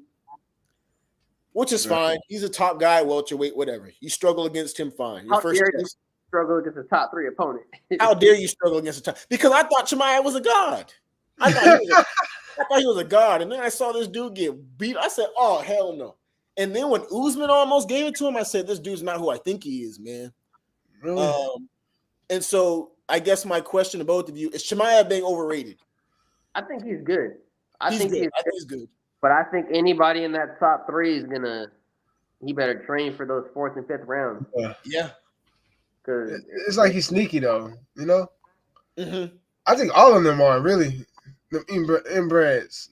Yeah, the inbreds. The Dagestani, whatever, you know what them people are. I don't know what they call themselves, but whatever them people are over there, the Khabibs or them people, right? Man, it's like I don't know about these dudes, man. Yeah, I don't know about it. So you think Chimaev's overrated, or you think he's right where he should be? Probably a little overrated. A little overrated. Cause I don't know. Yeah, I say he's overrated. You know, Michael, because he's not as good with names, but Trey, have you heard of Shavkat Rakhmonov? No, I don't think so. You see, yeah, his name is so crazy to people, but he's a welterweight for UFC, right? Maybe you know Geoff Neal. Have you heard of him? Geoff Neal. Okay, I'm never named. I ain't gonna lie. I probably that's all good. If you see him, you'll probably recognize him because Michael don't be recognized. He doesn't know the names either. But I'll just put it like this though: there's this guy named Shavkat in welterweight, and so all the hype that's like behind Khamzat should really be behind this guy, but he's not as personable. Like he doesn't speak English, so his persona doesn't stand out the same. But I think he's like the next big prospect. But what I was going to ask you guys is, I guess I'll put it like this. Do you feel like there's some pressure behind both of you to be like that next big person, or is it just let me go out and fight and get a dub? Or is it like, you know what, I can really do this and be that dude? I just think about, oh, wait, you know what? You go first, Michael. Yeah, Michael. I mean, for me, I don't really think about it. I just take it fight by fight. Yeah. And with my first loss, you know, we talk about my first loss. I wasn't training at all. You weren't. You know, this is my first fight post-COVID. I haven't trained at all. We're talking about like a little bit over a year, maybe a year and a half close.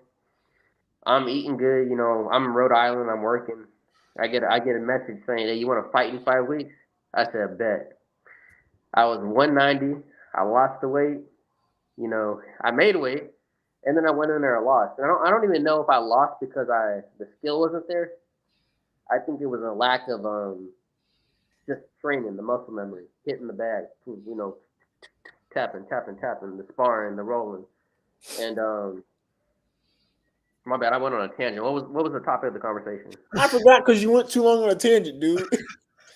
Man, I literally forgot, dude. I had a point though.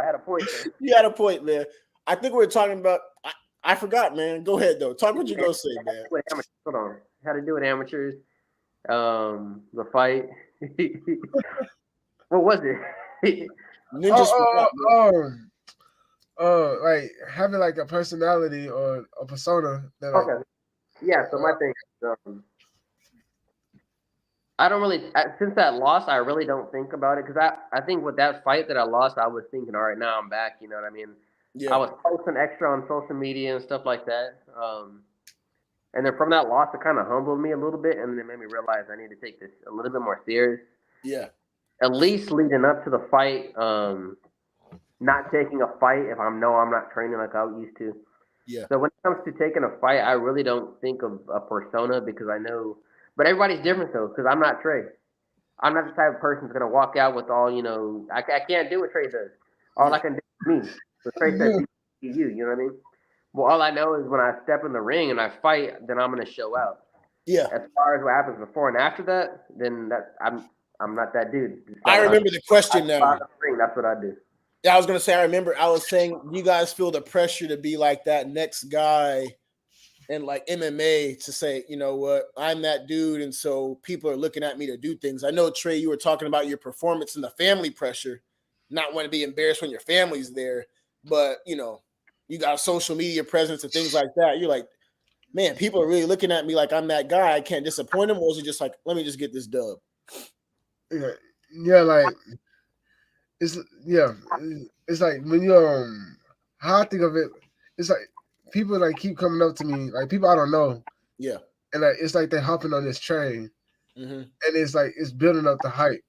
Yeah. For like my name and like my performance. So I would never want to like let them down. Yeah. So it's like adds more pressure. More pressure, dude. Like on your shoulders, because like you see these people engaging and like trying to support you, and it's like if I go out there and these people like they got their eyes on me and they watching, like, and I don't like live up to what they like their expectation. It's like, and that would suck. But like that's like me thinking like at home in my bed. Yeah. When it's time to fight, it's like, but I don't care about anything else because it's like I'm doing something I want to do. Yeah. And if I can't win, then that's on me and no one else. And I I'll probably quit my job and like just live at the gym. I feel it. What's crazy is there are a lot of UFC fighters who can't even afford to live at the gym, dude. What? A lot of these dudes have part-time jobs and stuff like that. It's like, man, is Dana paying y'all peanuts? This is why I got an issue with you, Dana White, if you're watching. I know you're not watching, but if you're watching, Dana White, it's like, dude, man, I feel like fighters should be, and I'm going to ask this question. Do you feel like fighting is a sport where you should be able to say full-time in the gym? I think it is, personally. Yeah. Yeah. Right, it's a full-time job. Yeah, bro. You finna go out there, you finna get your butt beat and get punched in the face. Right. One night. And then like you gotta live with this for 3 weeks of swollen face. So yeah. Yeah. What are you gonna say, Mike? No, I was just agreeing with what he was saying. Yeah, man. You gotta live, not like you gotta live with your loss, like the mental part, and then you gotta, like you said, 3 weeks live with the physical part. Like when you wake up in the morning, brush your teeth, it's like, oh damn, I got fucked up. Yeah, like these effects are still there. No, you look right. I was gonna ask you guys because one thing I was curious to know about from a fighter's perspective was sort of the mentality, right? And I know we briefly mentioned like the persona switch, but do you guys both have like a way of training your mind so that if somebody hits you with something that's saying I'm a go, my main point is like, are you training your mind in training through that adversity? Is it something that you're doing when you're meditating at home, or where do you find that edge mentally to say, all right, if something does go left, I got to stay here? Is there a way to train that? You wanna go? Michael, y'all. Yeah, go. I think your training. I think that confidence comes with your training. So how hard you train, maybe the people you're surrounded with. Yeah. But to like it's not nothing you can really teach though. It's like you got to be in there and experience it. Yeah, you got to be in there and experience it. Mm-hmm. But a level of it comes from you. Like even with my fight, I drive myself crazy. But for some reason, that week of the fight, I have to say, like, you have to be at peace at some point leading up to your fight. The week of the fight, I'm very relaxed. The day of weigh-ins, I'm really relaxed. The day of the fight, I'm a little bit anxious, but the anxious is just me wanting to hurry up and get out there and perform because I've been training all these months to do this task that I got to do tonight. So that it comes from the anxious. But as far as the fight itself that night, I am extremely comfortable, calm. I'm confident because this is my bread and butter I'm about to do right now. Yeah. And I get to show everybody, this is what the hell I do. So, there's a level of confidence that comes with it, as far as your training, your prep work, the people you surround yourself with. But also it's like what you can't train is the experience. So getting out there the day of the fight, those nerves building up, because it does suck a little bit. Like I said, there's nerves because you're sitting back there and stuff like that, but it's more of an anxious feeling. Yeah. And if you're doing it the right way, then as soon as that bell starts, there's no nerves at all. It's just straight confidence, and it's instinct. There's no thought.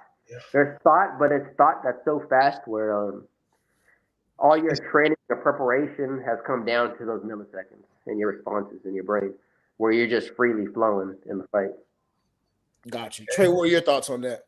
I like your explanation on that, like right there, like your thought process of it. But like with the like get punched in the face and be like, yeah, I'm in a fight and I gotta stay in there. Yeah, exactly. That mindset instead of folding. Yeah.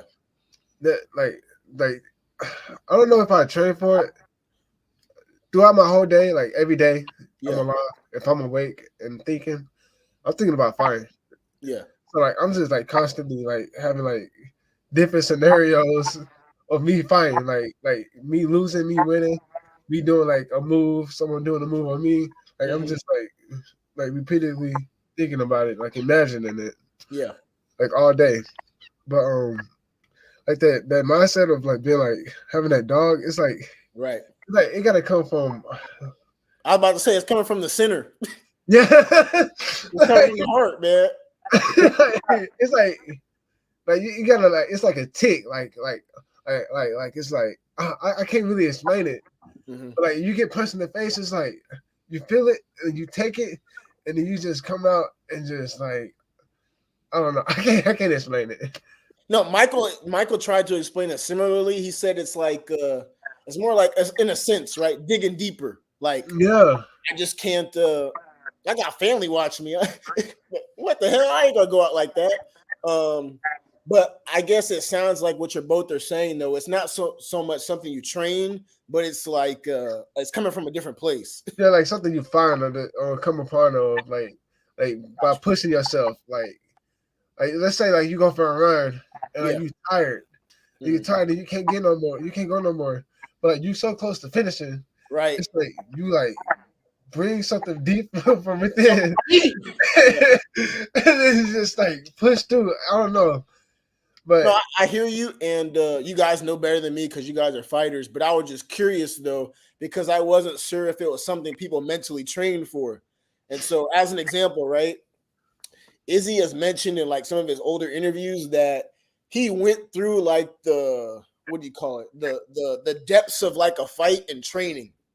So he said his mind was prepared. Okay. And so we've seen Izzy like gut out a victory against Gastelum. So we know Izzy has it in him. And then we saw what he did against Strickland and just, I don't know what that was. I was like, what? So it's tough to watch, but I was trying to figure out where you guys draw from. I was like, is it training or is it just your inner pride or whatever it is? But yeah, that was just one of my questions. And Michael, did you have something to say about that? No, I mean, to be honest, it's a combination of things. I don't think it can be taught. I think it has to be something that's almost genetic in you that can just, you say flip the switch. Remember you asked me, how do you flip the switch? You don't know how to flip the switch. You don't know how. So there's something in your bloodline that allows you to do these things in the heat of the moment, in battle. And it can't be taught, but it can be brought out of you.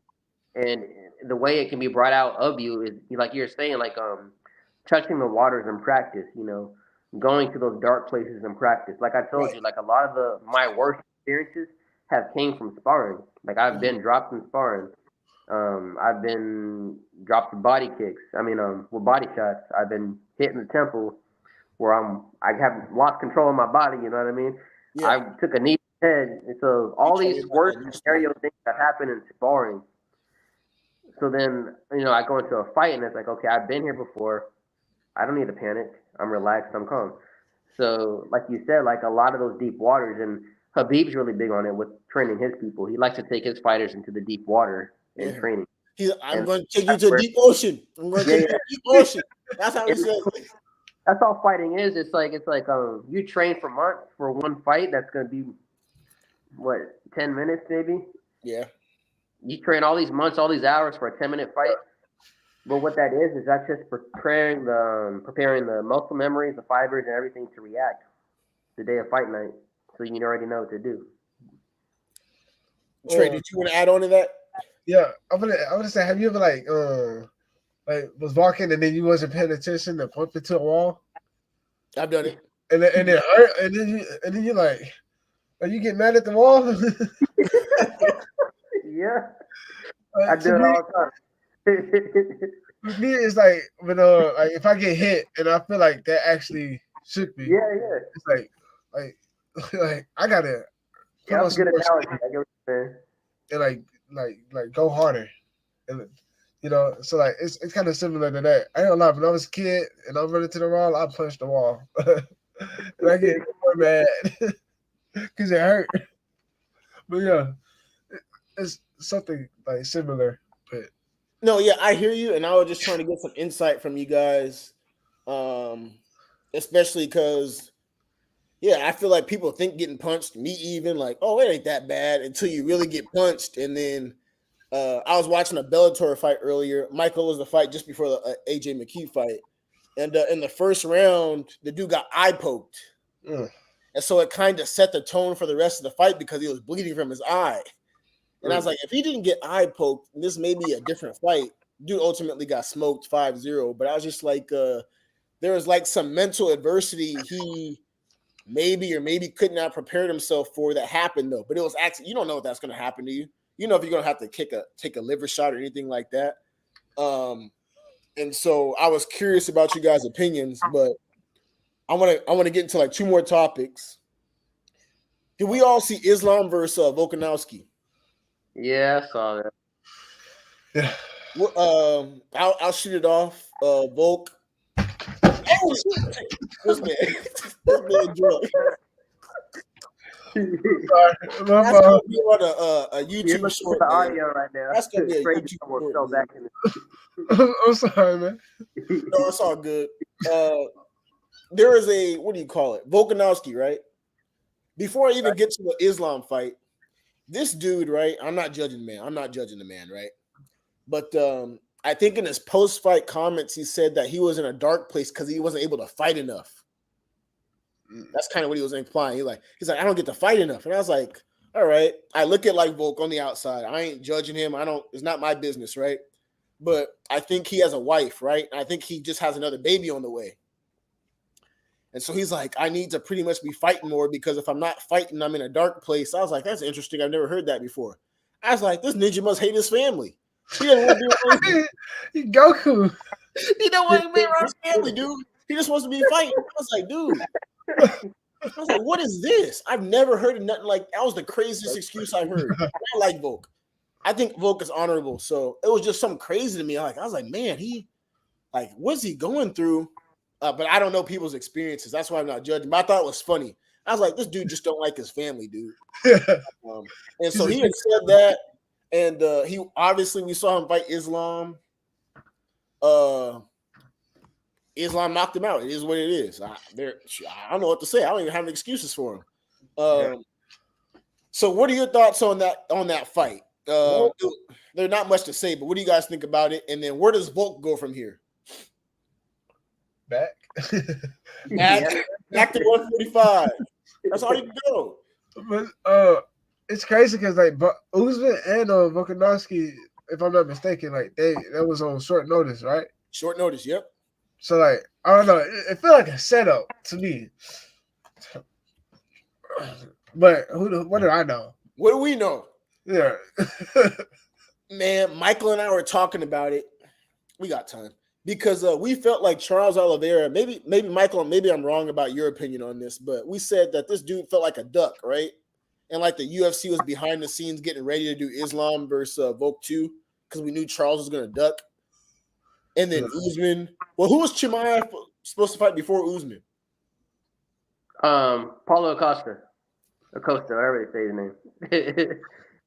That dude is literally literally become an internet troll. Like literally. Dylan Dennis, the new Dylan Dennis, internet troll.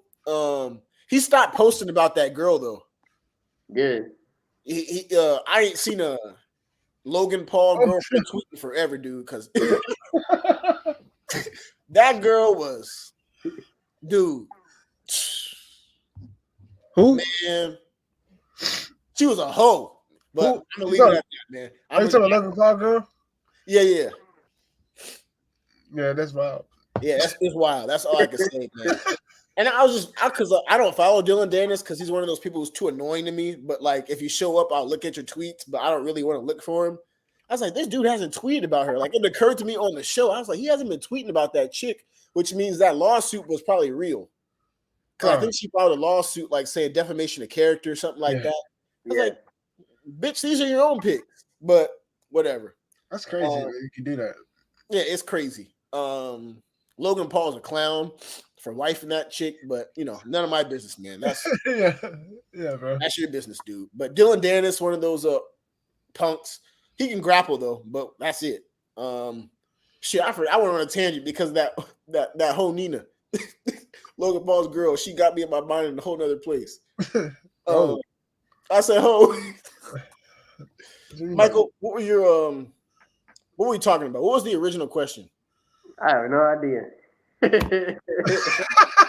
We were comparing somebody to Dylan Dennis. Who are we comparing to that dude? Costa. Was it Costa? Yeah. We were saying how we were talking about the last fights for Volkanovski, Kamaru, and I think Chimaev. And Chimaev was supposed to fight Costa, but Costa drops out of every fight now. And I was saying he'd become an internet troll because he's kind of funny. This dude. I didn't do it on purpose, I promise. Oh, that's all good, man. And Costa's on Twitter every day tweeting memes and stuff. I'm like, dude, how about you go take a fight? I mean, what? But I was just going to say that, Costa became a meme. And so we were talking about Volk and Islam saying how he's supposed to be pound for pound number one. Where do you guys rank Islam on your pound for pound list? I'll ask you guys that. Well, man, he keep winning, I guess, number one. I can't. The UFC has Jones above him, though. And so that's why Islam's been kind of sneak dissing Jones. Well, I mean, okay, if I'm not being biased, John, it's been like years since he actually had, like, I hear you. Like, when the last time he fought before this year? In 2019? 12 years ago. Yeah, right? Yeah, 12 years ago, dude. I was. And so Islam deserves it, though. I think that's what you're kind of getting at. Yeah, like he's been like more active lately, like in the past few years. Oh yeah, he's been more active. Jones has been doing what he does, but I have a bias. So Islam, I don't care what you have to say. You're behind Jones, dude, because I said so. And I make my own lists. I don't listen to ESPN's garbage. John Jones is pound for pound number one. Islam, you're like top 3. But I wanted to get you guys lists. And so pound for pound today, what are you guys top 4? Top 5? Top 5? Top 5, yeah. John Jones. Oh wait, you go first, Michael. Ooh. Not Mount Rushmore, just top 5 pound for pound today. I gotta think. Yeah, I'm gonna type mine. Jones, Islam, Volk. Who else is after? Izzy. Alex Pereira. Alex Pereira. All right, John Jones, Israel Adesanya. I say Volkanovski. But I don't know. I'm gonna say Alex, because Alex, he's still. I feel like he got to prove himself more. Alex, me personally. Volk or Pereira? Pereira. But he proved enough to be in the top 5 at number 5. I mean, yeah, but I feel like the UFC like really like pushing him, Like he got like a I'm gonna say handout, but he got the UFC the higher powers, white privilege. Yeah, he got that. He got some privilege behind him. I was just making my list. I have Jones, Islam. You guys might disagree. I have Jamal Hill 3rd, and then I have Pereira though. Because Pereira's accomplishments, I can't just write it off.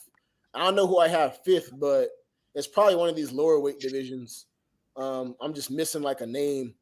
But Jones is still up there. Islam deserves it. Whoever that might be debatable. But I mess with Islam though. I know people don't really like a style. Yeah. Because they say it's like too grappling dominant or whatever they say. I don't know. But all I know is he's going to beat him and Oliveira fighting again. Yeah. He's going to beat Oliveira. Bro, I ain't going to lie. What do you think?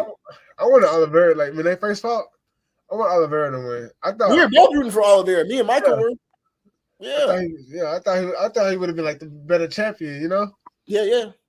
Because he beat Chandler. When he fought Chandler, I was like, I want Chandler to win, but then he won, and then I was like, okay, well, not Buffalo, Oliveira. Yeah, man, I like Oliveira, but I just know that Islam is like such a bad stylistic matchup for him. Yeah. It's just like, dude, I don't know how you're gonna Oliveira. We know his BJJ is elite, but Islam's top control is just like suffocating, dude. Bro, it's the extra DNA in him, bro. It's that extra DNA. It's that inbred DNA. Oh. And people are mutating with animals. Key over there, bro. I said on Draconian Combat, they're mutating with animals. Michael, what are your thoughts? After this topic, I'm gonna go into one more because I feel like we could probably talk for like 2.5 hours. But Islam, Charles, who do you got in the rematch? Probably Islam, bro. Like honestly, he has the momentum right now. Charles pulled out because of a cut, and he's sparring way too hard a week before a fight. Bullshit. He's obviously not in the right place. So I don't know. I got Islam. Yeah. I mean, Islam probably gonna take that, dude. It is what it is. He thinking about moving up, I guess. But I'll close it with this, right? Leon Edwards, Kobe Covington. I'm closing it with this because Leon Edwards said if he beats Kobe, he wants to jump up to 185. He wants to jump up to 185. Usman did it. Yeah, this is Leon. Well, Leon beat Usman, but still. I don't know. So Leon versus Kobe. I want both of you guys like breakdowns. I'll shoot mine first. I think it's kind of 50-50. We all know Kobe has like the wrestling cardio advantage. I don't really respect Kobe's hands. Like if me and Kobe got into a boxing fight, me with no training, I think I can beat Kobe Covington. I'm sorry. I think I can whoop that dude's ass, dude. In an MMA fight, you got me. But in a boxing match, that dude has no hands. He has no power. But I don't think Kobe's like a bitch. Like I think he has heart. I don't think he's like I've seen Kobe get tested before, but it's just like he has some bitch ass ways though, dude. He really does. Like he'll just wait like a year to fight and then like say, "Make America great again." Go back to YouTube, hop back out, fight somebody. It's like Kobe is just he's a character. I don't hate on the dude though. But I think it's 50-50, and I want you guys' thoughts. I'm here. I'm my camera off, but I'm listening. Leon, like, dude, he I feel like Leon can pull it through because he really exceeded my expectations, like for sure. I never against Kamaru. Yeah, like his like journey as a fighter, period. Because like he's been through it, dude. Yeah. When I first heard of him, I was like, bro, like I started liking him. But I looked at his career as a fighter, and I was like, it don't seem like he'll be a champion. And then next thing you know, I see him going against Usman. And then I was like, oh, dang, I feel so bad for this dude.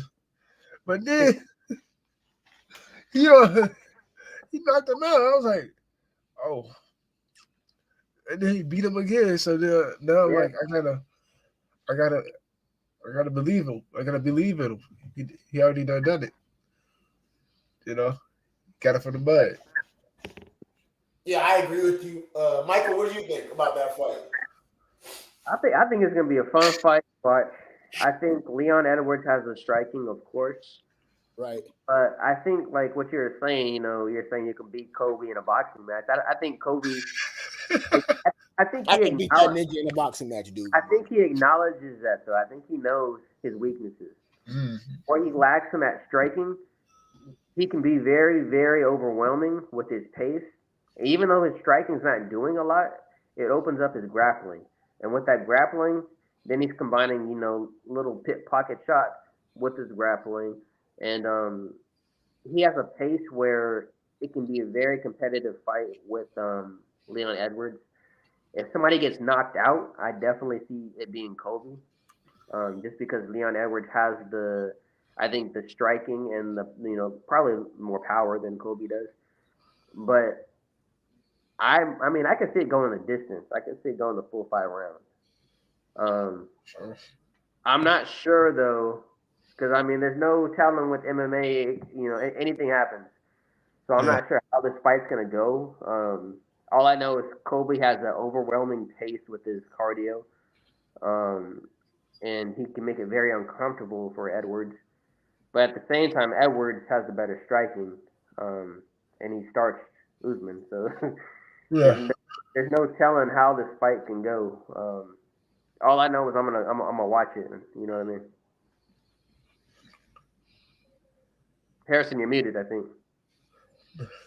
My bad. I was gonna normally it's like an hour show, but we've been cooking. But I'll close it with this. And what I want to ask you both is, do you feel like Colby Covington's wrestling endurance is something that can be trained? I know you guys' style's probably not as wrestling oriented as his, but you think that's something that can be developed cardio wise to say, all right, if I want to impose this game plan, I can do a Colby Covington and just overwhelm somebody with grappling. Is that something you guys feel like you can do in your training? Just say, all right, I'm gonna do this in a fight. I feel like that's something like you can't really predict because anything can happen in the fight. You can like have that game plan, and then once you get in there, he can be like doing the things that you thought he wouldn't be doing. Right. And then like this just throws off your whole strategy. At least that's how I feel like whenever I have a strategy. Like when they start switching, whenever they do up, it's like it throws the whole strategy off. So, yeah, I don't think you can really predict that. Gotcha. What do you think, Mike? I think it can be trained to an extent. I think with certain, because you got to figure before Colby even got into MMA, he was wrestling. He was a wrestler. So there's a discipline with combat sports already right there. So when you're talking about Colby waits a year and a half to fight, Colby's not sitting on the couch. He's not. He's training his ass off in that 1 year, year and a half, and he's training nonstop. So when he comes back, it looks like he never left. And I think there's few athletes that are able to do that. We like, for example, like a Patty, and I'm guilty like that too, like a Patty Pimlet. You know what I mean? Mm-hmm. Put on all this weight, and then that's gonna be the last topic because I feel like we can keep jumping into topics. But after you cook, Michael, we're going to Patty Pimlet. My bad. Go ahead. Because it's like okay, now it's fight time. We're gonna cut weight. You know what I mean? But with Colby, there's none of that. He might go overweight like maybe 5-10 pounds max, but doesn't mean he's not training. You know what I mean? So there's a level of discipline in athletes where there's the GSP type athlete, and then there's like the Patty Pimlet. Not that they're not both good athletes. It's just that one's a bit more disciplined with their training. So I believe they can be trained. It could be trained, but you have to have the talent too, as well, to back it up. If you have the talent and you train and you're that disciplined, then you're going to be a hell of a weapon. Yeah, I was gonna say, just leading and closing out, Patty Pimlet versus Tony Ferguson, right? I forget what card that's on. I think it's on the Leon card, maybe. I don't know. But a couple things. I want to address Patty, and then we can address Tony. Patty's been coming out saying that he's been having like mental health issues because he's been getting his ass whipped online by Twitter trolls. By what? You say killer trolls? Twitter trolls. Like people online are like tweeting him like and so he's like, man, that's been really bugging me, man. I was just like, in my head, I don't know what he goes through though. So I'm just like, get off the freaking internet. But that's my mind. I'm not a fighter like you guys, so I don't know because I don't think Patty's like no fighter. Tyler the Creator said something like that. No, he did. That's kind of what was in my mind. Just don't look at it. Cyberbullied on the dude. It's not the internet, dude. Close the laptop, man. Yeah, close the laptop. So Patty was complaining. I don't want to dismiss fighter mentalities though, but I just laughed at that. So I got Patty's situation, but what I want to ask you guys is about. I mean, you guys can both jump into Patty's situation too, but Tony Ferguson's training with David Goggins. Yeah. So this dude running marathons before his fight, essentially. That's what David Goggins does. Bald-headed, light-skinned black dude, always positive, just running like. And so I think maybe Michael, you mentioned he was doing like the death camp for Tony. Yeah. Or something like that. And I'm like, Tony, like training all day. That's crazy. Exactly, right? But No, I'm gonna let you cook. But I was just saying, like, Tony, aren't you like 0-5 in your last 5 fights? You think that if you run a couple marathons, you're gonna be Patty Pimblett? I don't think it's about that though. Go ahead, though. Go ahead. Because I don't believe he was running the marathons. He was putting them through a bunch of different. No, stuff. I was just being sarcastic. I was being sarcastic. I think the overall goal was to break his mental. Break him his mental. Justin Gaethje did that. Yeah, well, yeah. But at this point, At this point, basically, Tony's on his way out. So there's no wrong way to approach this fight. So I feel like for him to even get in touch with David Goggins and put him through that, good for Tony. If it works, it works. If it doesn't, it doesn't. If it works, I think he should retire and go off on the sunset. He should. Because there's no telling how that next fight will go. Because age catches up, and he's not the same Tony that we love and we like to watch and stuff like that. We hate to lose, so I don't see a problem with it. I actually like it. You know what I mean? He's training him to the point where he's throwing up. He wants to quit, but he keeps pushing through it because he's with David Goggins. So and Tony himself is almost like a loose cannon. Yeah, he is. For him to take the time and even listen to David Goggins just shows he values his opinion. Yeah. And sees him a lot higher up as far as with respect, where he's willing to just listen to him no matter what. But I don't see a problem with it. I just hope, if he does lose, it's not something stupid. I hope he doesn't get knocked out. I hope he doesn't get finished. I'm tired of seeing Tony lose. Hopefully he walks off to the sunset. I like Tony, though. That's my thing, though. I grew up watching Tony. So we did, yeah. So it sucks to see him keep getting his ass kicked. So. What are your thoughts, Trey? I wanted to ask you, you don't think he's on his way out? He's on his way. I think he's on his way out. Oh, okay. Because I thought he was like when he said that, I thought he made like a little face. Yeah, I think he's on. I think he's done. Like he's not trash though, but like he's just like everything's catching up. Yeah, like, time catches up to you, and now his body got like a whole bunch of wear and tear. And it's time to sit down somewhere. Dude, sit down. Do you think Patty got him in that fight? Oh yeah. Well, you know what? I want Tony to win, but no, I think Tony can beat Patty. You don't think so? No, I don't think so, dude. You don't think so? I don't really think Patty that good. Like, I don't think Patty's good either, but I think he's more youthful. That's my thing. Yeah. Durable. Yeah, durable. Well, Tony lost his durability though. Tony used to be as durable as a freaking rock, dude. And then ultimately that Gaethje fight happened. And then ever since then it was just like. But then what David Goggins there for, he gonna hopefully like level him up back. But I don't think so, man. I just think Tony's washed. The UFC is so lenient with him though, dude. Which makes sense. I think he had like a 12-fight win streak at one point. So now if he goes on like a 5-fight losing streak, we really can't fire him. But they fired other people for less. Stripped him of the Habib fight. You said what? I said they robbed him of the Habib fight.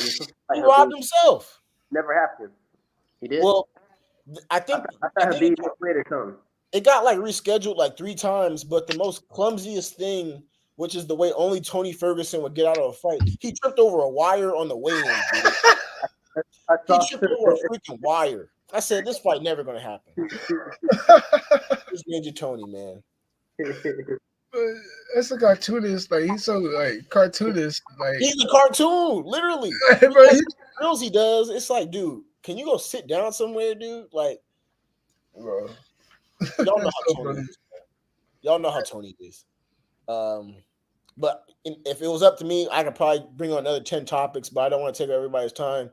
Hopefully, I can find some hoes at the club tonight, but that's another story.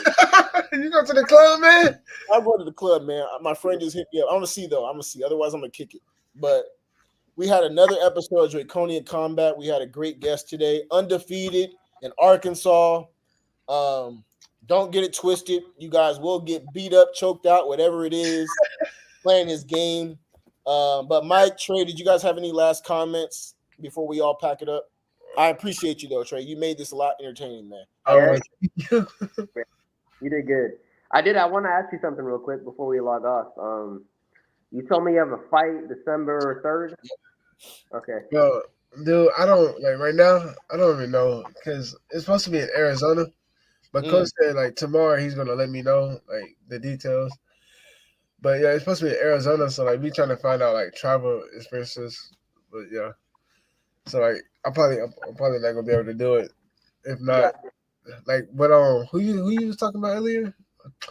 That said, you talking about Volkanovski. How he don't like if he not fighting, like he in a dark place. Yeah, dark place. Yeah. I mean, I'm not in a dark place. Like I ain't finna go shoot up no school in there. But like I get that's funny.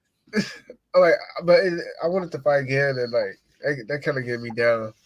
I just want to punch some. I might go up to a school and just punch random people. Hey, you know what? That's a sparring sport. But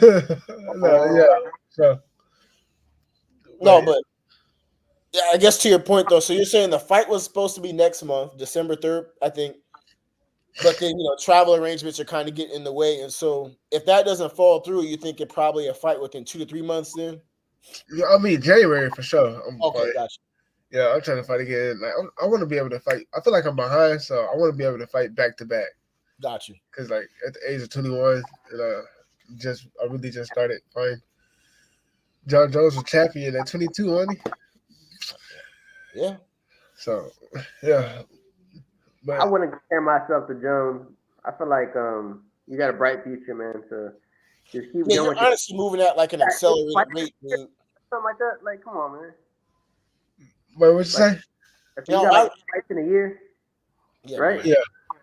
Like, come on, man. I wouldn't even compare myself to Jones. I would keep doing my thing. The ice tray, keep doing your thing because it's gonna work out. You're the number one prospect as far as amateurs in your weight class. You're 8-0 in combat. You've been competing for 1 year. When do you plan on stop competing? That's my problem. Is like stop. Imagine. I wasn't going to ask that. I think a better question. Mike, I think a better question is when do you think you want to go pro? Whenever my coach be like, "Hey Trey, I think it's time," I'll be like, "Okay, let's go. Quit my job. Yeah. Go to the gym." Yeah. The crazy thing, I'm gonna let you cook, but I was gonna say, like, you go pro, you go maybe 5-0, right? You're already lined up for like a Bellator deal, right? I mean, 5-0, 4-0. I've seen the records of the dudes on those cards, even tonight. I'm like, yeah, Ultimate Fighter, anything. It's like, yeah, you'll be straight, especially at 21. And then Dana White Contender Series has like 27-year-old prospects or different guys, and it's just like, man, you got so much time because we're both older than you, right? I'm 28. Michael, our birthday is pretty much the same day, isn't it, Michael? Like 2 days apart. So yeah, we're like 27, or I forgot my own age. I'm 28. But you're so much younger than us, and it's like, man, you got all the potential, and so it's ultimately your career. I just hope you don't rush it, man, because you're on the right pace, man. And we encourage you. You made this show fun, though. Michael, did you have any last closing words? Trey, did you have any last things you wanted to say? I just want to say I appreciate y'all for having me on. I had a good time. Oh yeah, man, we had a good time too. We never had a show this long, so we're definitely enjoying. This is our first show this long. Me and Michael come on here for like an hour, and there was just so much stuff to talk about. So no, you made this more entertaining. Yeah, good luck in your next fight, though. I'm gonna tune in if it's a stream or something, or get a video from Michael or anything. I mess with the mask.